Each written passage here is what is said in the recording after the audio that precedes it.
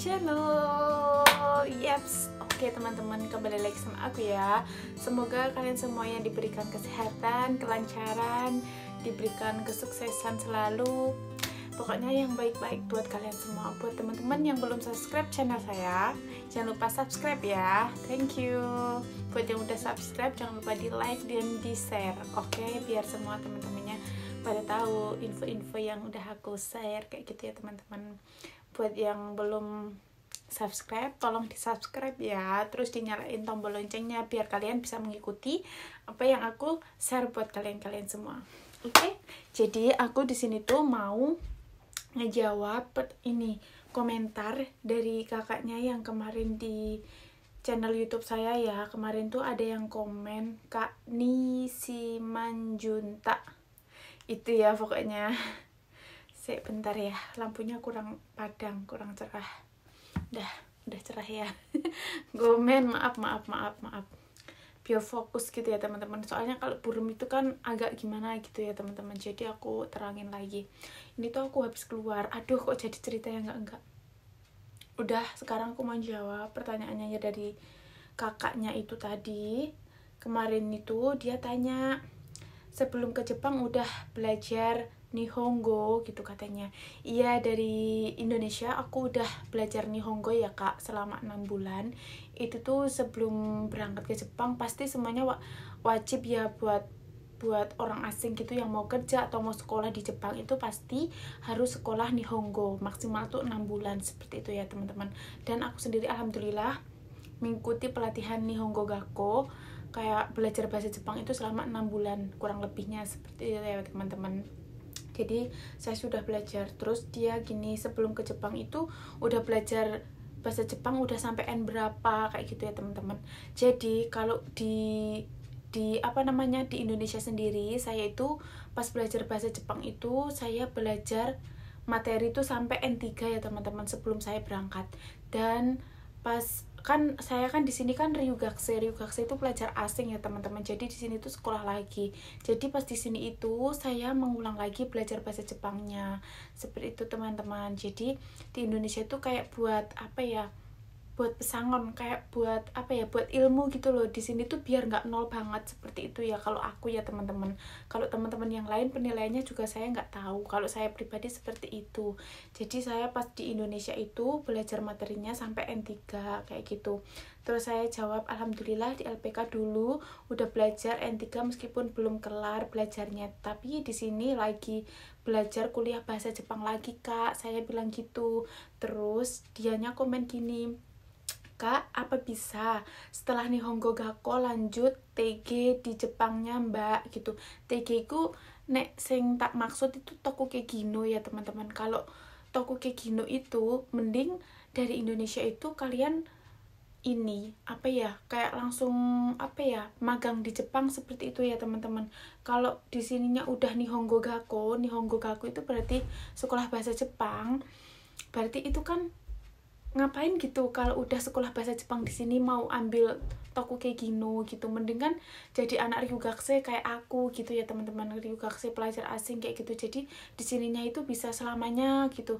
Karena kalau udah menjadi Nihongo Gakko itu otomatis kan udah sekolah di sini bahasa Jepang kayak gitu. Jadi kalian lanjutan aja gitu. Sekolah di sini tuh lanjut senmong kayak gitu ya. Ada senmongnya itu kayak aku nih kaigo, perawat, ada bisnis, ada yang lain-lain kayak gitu ya teman-teman. Jadi di sini tuh tidak sekedar Tokugekino, tapi buat teman-teman kalau ingin menjadi Tokugekino mending belajar bahasa Jepangnya itu di Indonesia 6 bulan kurang lebih seperti itu. Terus dari LPK sendiri itu nanti menyalurkan sebagai magang atau jisuse atau kensuse seperti itu ya teman-teman. Jadi itu nanti di sini kalian menjadi kayak pemagang seperti itu ya teman-teman. Tapi kalau saya sendiri seperti saya itu statusnya itu saya sebagai pelajar asing di Jepang seperti itu ya teman-teman. Jadi sama Tokugekino itu berbeda gitu ya teman-teman. Tapi kalau teman-teman maunya di sini cuma 3 tahun magang kayak gitu ya.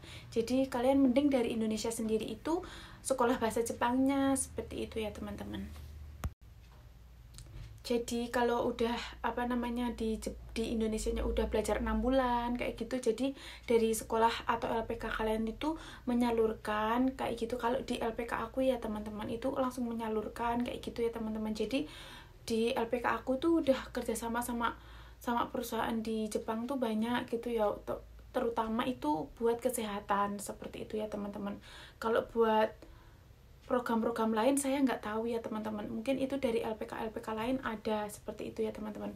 Terus kalau udah di sininya sekolah Nihongo Gakko, sekolah bahasa Jepang seperti itu, mending lanjut ke bisnis, ke jurusan lain kayak gitu loh teman-teman.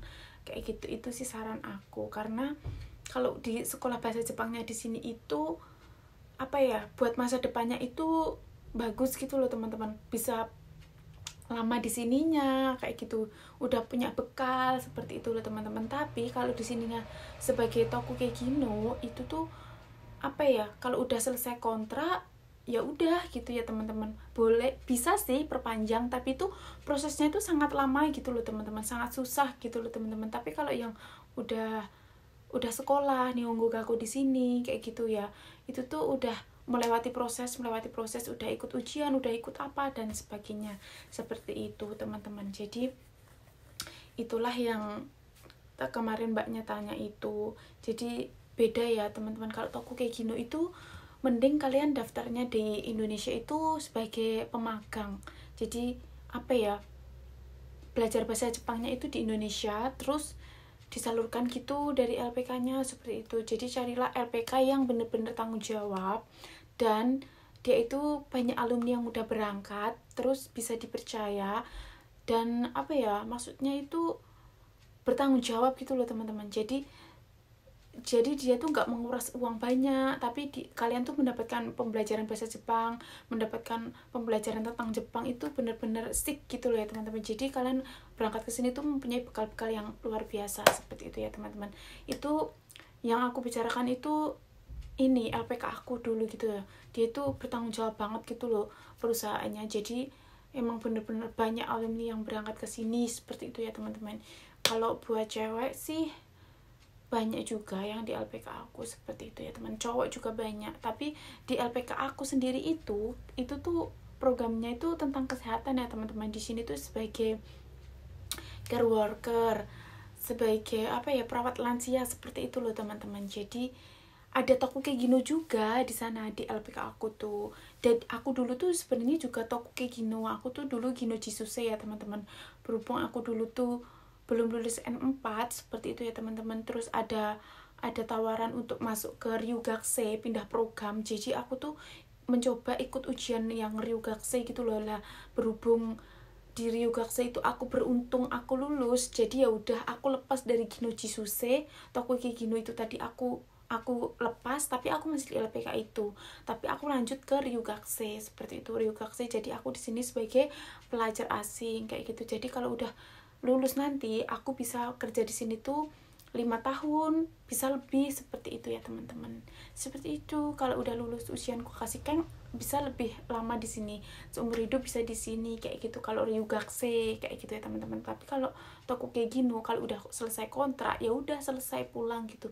Tapi kalau kalian mengikuti ujian negara seperti itu, jadi kalian bisa perpanjang visa kayak gitu ya teman-teman. Oke, jadi segitu penjelasan aku dari kemarin yang kakaknya tanya, yang komentar itu.